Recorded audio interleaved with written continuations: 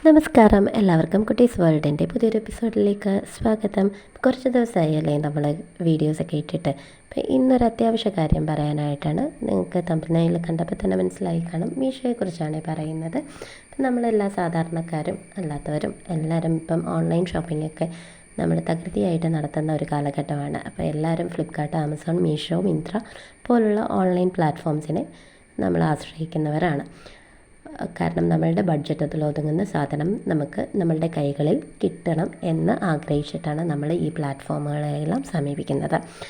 അതുകൊണ്ട് തന്നെ ഞാനും ഇപ്പോൾ വർഷങ്ങളായിട്ട് തന്നെ മീഷോ, മിന്ത്ര ഇതുപോലുള്ള ഫ്ലിപ്കാർട്ട് ഇതുപോലുള്ള പ്ലാറ്റ്ഫോമിനെ തന്നെയാണ് ഓരോ സാധനങ്ങൾ വാങ്ങിക്കാൻ വേണ്ടിയിട്ടും ഞാൻ തിരഞ്ഞെടുക്കുന്നത്.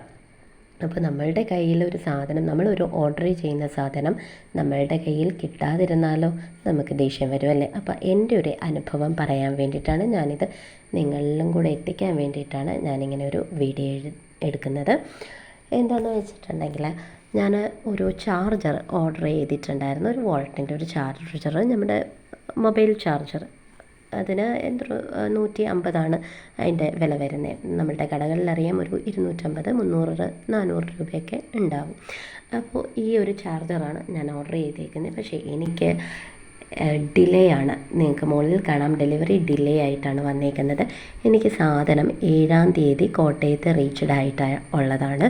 പക്ഷേ ഇത്രയും ദിവസമായി, ഇന്ന് ഡേറ്റ് 12ആയി. ഇത്രയും ദിവസമായിട്ടും എനിക്ക് എൻ്റെ കയ്യിൽ ഞാൻ ഓർഡർ ചെയ്ത പ്രോഡക്റ്റ് കിട്ടിയിട്ടില്ല. ഇതിപ്പോൾ ആദ്യത്തെ പ്രാവശ്യമാണെങ്കിൽ ഞാനിങ്ങനെ ഒരു വീഡിയോ എടുത്ത് നിങ്ങളുടെ മുമ്പിൽ ഇടത്തില്ല. ഇതിപ്പോൾ പലതവണയായിട്ട് ഇങ്ങനെ ഡിലേ വരുന്നുണ്ട്. അതെ, എന്താണ് കാരണം എന്ന് ഞാൻ ഇതിനു മുമ്പ് ഇവിടെ വന്ന ഒരു ഡെലിവറി ബോയിയോട് ചോദിച്ചപ്പം സാധനം പിക്ക് ചെയ്യുന്നില്ല. പല ഡെലിവറി ബോയ്സിനും സാധനം പിക്ക് ചെയ്യാനായിട്ട് ഇച്ചിരി മടിയാണ് എന്നാണ് അറിയാൻ കഴിഞ്ഞത്. അപ്പം നമ്മളൊരു സാധനം നമ്മളുടെ കയ്യിൽ എത്രയും വേഗം എത്തണം എന്നുള്ള രീതിയിലാണല്ലോ നമ്മൾ ചെയ്യുന്നത്, ഓർഡർ ചെയ്യുന്നത്. അപ്പോൾ അവരുടെ രീതിയിൽ ചെയ്താൽ എന്ത് ചെയ്യാൻ പറ്റും. അതുപോലെ തന്നെ ഇതിനൊരു ഡിസഡ്വാൻറ്റേജ് എനിക്ക് തോന്നിയത്, നമുക്കൊരു ക്യാൻസലേഷൻ അവൈലബിൾ അല്ല. ക്യാൻസലേഷൻ ചെയ്യുന്ന അവർ ഷിപ്പിംഗ് ചെയ്യുന്നതിന് മുമ്പ് തന്നെ നമുക്ക് ക്യാൻസലൈസേഷൻ അവൈലബിൾ ആണ്. ഷിപ്പ് ചെയ്ത് കഴിഞ്ഞിട്ടുണ്ടെങ്കിൽ നമുക്ക് ക്യാൻസലേഷൻ അവൈലബിൾ ഇല്ല. അതെനിക്കൊരു ഡിസഡ്വാൻറ്റേജ് ആയിട്ട് എനിക്ക് തോന്നുന്നുണ്ട്. ഞാൻ നിങ്ങളെ സ്ക്രോൾ ചെയ്ത് തന്നെ കാണിക്കുന്നുണ്ട്. പല ഐറ്റംസും ഞാൻ ഈ മീഷോയിൽ ഓർഡർ ചെയ്തിട്ടുണ്ട്.